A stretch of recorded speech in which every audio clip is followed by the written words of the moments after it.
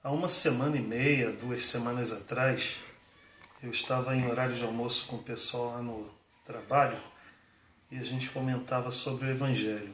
Aí teve um momento que a gente falou sobre o juízo de Deus, conforme Hebreus 9:27 diz: aos homens está ordenado morrerem uma só vez, vindo depois disso o juízo. E eu fui questionado na mesa por uma pessoa que disse o seguinte: eu não consigo ver Deus lançando pessoas no inferno, porque eu vejo Deus como uma pessoa tão boa, então para mim é difícil aceitar a ideia de Deus lançar no inferno.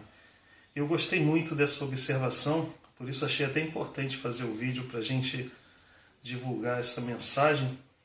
E a minha resposta foi o seguinte: a gente lá trabalha com segurança pública e eu disse assim: eu te vejo também como uma pessoa de bem, uma pessoa de família, um bom profissional, um excelente colega de trabalho. Eu te vejo como uma boa pessoa. E digamos que numa situação nossa de trabalho, você precise agir, e a gente faz uso do progressivo da força, e nesse uso progressivo da força, defendendo um colega ou a própria vida, uma terceira pessoa, a gente vem a cometer o fato que leve um malfeitor a óbito.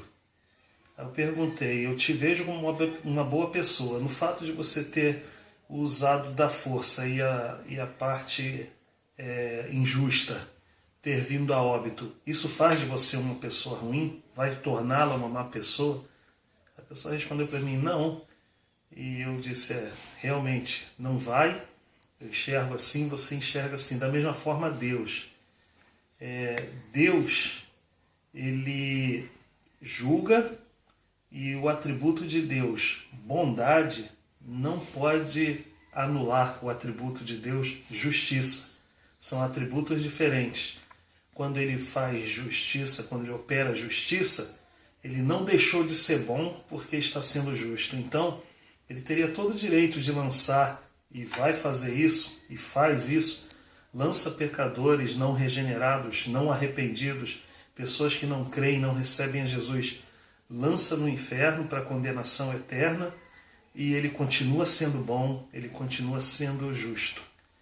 A outra questão que foi levantada também, muito importante, foi que a pessoa pratica o mal, erra a vida inteira, peca, comete vários ilícitos, é imoral, é injusto, e de repente essa pessoa vem a testemunhar que eu me arrependi e agora eu estou salvo. Gostei também desse questionamento porque o que eu argumentei foi o seguinte: qual o padrão de moral, de legalidade que está sendo usado nessa justiça ou injustiça, nessa prática? Se for o meu, se for o seu, eu diria que eu seria uma das primeiras pessoas a nem precisar de Cristo, a não precisar do Evangelho.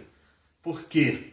Teria em minha defesa as minhas boas obras. Sou um bom pai de família, sou trabalhador, não sou roubador, não tenho uma vida de ilícitos, não tenho um histórico de ilícitos. Eu creio que sou bem visto pelos meus amigos, colegas, pela sociedade de uma maneira geral. Então, se o padrão for o meu, o seu, da sociedade, eu nem de um Salvador precisaria. Mas o grande problema é que o padrão não é o meu, não é o seu. O padrão é Deus. E Deus não tolera pecado. E nós sabemos, se formos falar sinceramente, todos nós pecamos. Não existe um homem que não peque. Então, carecemos sim de um Salvador, precisamos de arrependimento, precisamos de fé. A fé não é pelas obras, porque se a fé fosse pelas obras, eu creio que muitos de nós, eu e vocês, muitos de vocês que estão aí assistindo o vídeo, poderíamos até ser canonizados. Falar em canonização, por isso também que isso se torna um ilícito, porque os discípulos de Cristo, por exemplo, eles são canonizados e eles também precisaram de um Salvador, eles também precisaram ser remidos porque também eram pecadores. E o padrão de Deus, ele não faz distinção entre o bom pai de família, o bom profissional, de um Hitler, por exemplo, um assassino, de um traficante de drogas. Para Deus não existe pecado, pecadinho, pecadão. Para Deus pecado é pecado. E Deus é santo, não tolera pecado. E para Deus com Deus não há acepção de pessoas. Paulo disse a Timóteo, no capítulo 1 de 1 Timóteo, Cristo veio ao mundo salvar os pecadores. E Paulo se referiu dizendo, dos quais eu mesmo sou o principal. João Batista dizia, e eu gosto de dizer sempre e repito, arrependei-vos, porque é chegado o reino dos céus. Cristo é o único que pode nos levar para Deus, para viver eternamente com Ele. Deus abençoe a todos, graça e paz. Amém.